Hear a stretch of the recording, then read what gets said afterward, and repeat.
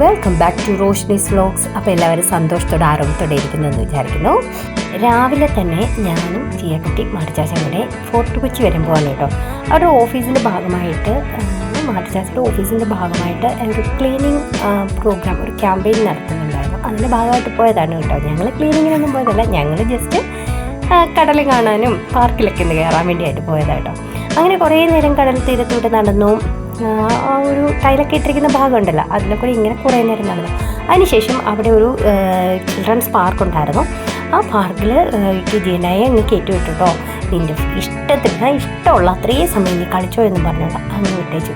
എന്നിട്ട് നമ്മൾ ഓരോ ആക്ടിവിറ്റി ചെയ്യുമ്പോൾ അവിടെ പോയി നിന്ന് അതൊക്കെ കാണുകയൊക്കെ ചെയ്യുമായിരുന്നു.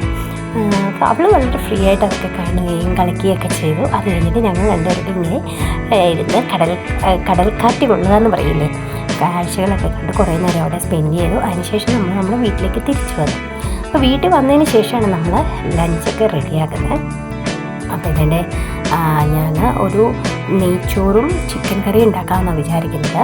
അപ്പോൾ അതിനുവേണ്ടി ചിക്കൻ ഒന്ന് മാഗ്നേറ്റ് ചെയ്ത് വെക്കാൻ വേണ്ടി നമ്മൾ വേണ്ട സ്പൈസസ് എല്ലാം ആഡ് ചെയ്തു, ആവശ്യത്തിന് ഉപ്പ് ഇട്ട് ഒന്ന് മാഗ്നേറ്റ് ചെയ്ത് നമ്മൾ കുറച്ച് സമയം റെസ്റ്റ് ചെയ്യാൻ വേണ്ടി വെക്കാറുണ്ട് കേട്ടോ. എന്നിട്ട് ഞാൻ ചോറൊക്കെ വേവിച്ച് വെച്ചു. അത് കഴിഞ്ഞ് കഴിഞ്ഞപ്പോഴത്തേക്ക് ഞാനത് ചിക്കൻ ഫ്രൈ ചെയ്തെടുക്കാൻ വേണ്ടി പോവാണ്.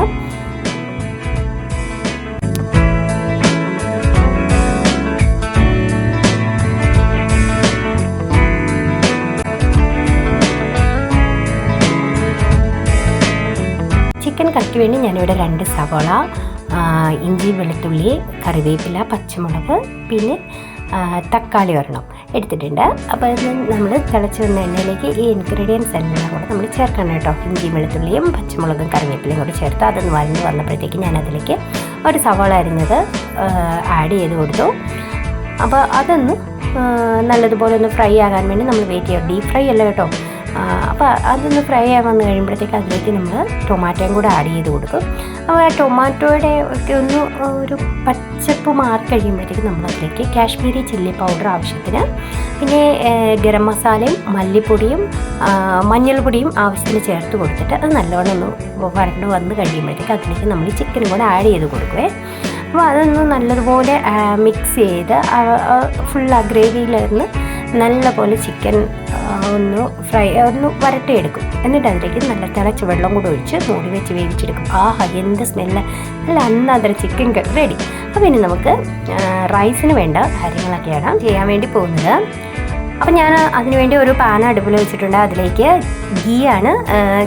നെയ്ച്ചോറാണ് ഉണ്ടാക്കുന്നത്. അപ്പോൾ ആ ഒരു നെയ്യാണ് ഒഴിച്ചു കൊടുത്തത്. അതിലേക്ക് നമ്മളുടെ റൈസിൽസും കാഷ്നട്ടും ആഡ് ചെയ്തിട്ട് ഒന്ന് ഫ്രൈ ചെയ്തെടുത്തു.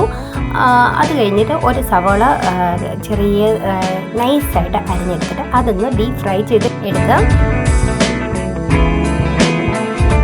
എന്നുവെച്ചാൽ ആ ഒരു ഗീയിൽ തന്നെ ഇട്ട് ബേ ലീഫ്, ഏലക്ക, കറുകപ്പട്ട, ഗ്രാമ്പൂ, നമ്മുടെ ഈ കുരുമുളക് ഇത്രയും ആഡ് ചെയ്ത് കൊടുത്തു. അപ്പം ഞാൻ നോക്കിയപ്പോൾ ഗീ ഇച്ചിരി കുറവായിരുന്നു. അപ്പം ഞാൻ ഒരല്പം ഗീയും കൂടെ ആഡ് ചെയ്ത് കൊടുത്തു. എന്നിട്ട് അതിലേക്ക് തന്നെ ഒരു 2-3 കറിവേപ്പിലയും 2 പച്ചമുളകും ചെറിയ കഷ്ണങ്ങളാക്കി ഇട്ടു. എന്നിട്ട് ഒരു സവോളയും കൂടെ വീണ്ടും എടുത്ത് ചെറിയതായിട്ട് അരിഞ്ഞിട്ട് നമ്മളതിൽ വഴറ്റിയെടുത്തു. അതിലേക്ക് ഒരു ക്യാരറ്റും കൂടെ അരിഞ്ഞ് ചേർത്ത് കേട്ടോ. ഞാനിത് അല്പം വലിയ കഷ്ണമായിട്ടാണ് ഞാൻ ചേർത്തിരിക്കുന്നത്. അപ്പോൾ അത് നല്ലതുപോലെ ഒന്ന് ഫ്രൈ ആയി വന്നപ്പോഴത്തേക്ക് ഞാനതിലേക്ക് റൈസ് വേവിച്ച് വെച്ചതും കൂടെ ആഡ് ചെയ്തു. എന്നിട്ട് നല്ലതുപോലെ നമ്മളതങ്ങ് മിക്സ് ചെയ്ത് കൊടുക്കും. എന്നിട്ട് നമ്മൾ ഫ്രൈ ചെയ്ത് വെച്ചിരിക്കുന്ന റൈസിൽസും കാഷ്നട്ടും പിന്നെന്താ ഓണിയനും ഇതിലേക്ക് ആഡ് ചെയ്ത് ഒന്ന് ഗാർണിഷ് ചെയ്തെടുത്ത് വെക്കും കേട്ടോ. അപ്പോൾ നമ്മുടെ നെയ്ച്ചോറ് ചിക്കൻ കറി റെഡി. ഓക്കെ, നമുക്ക് അടുത്ത വ്ലോഗിൽ കാണാം. ബൈ.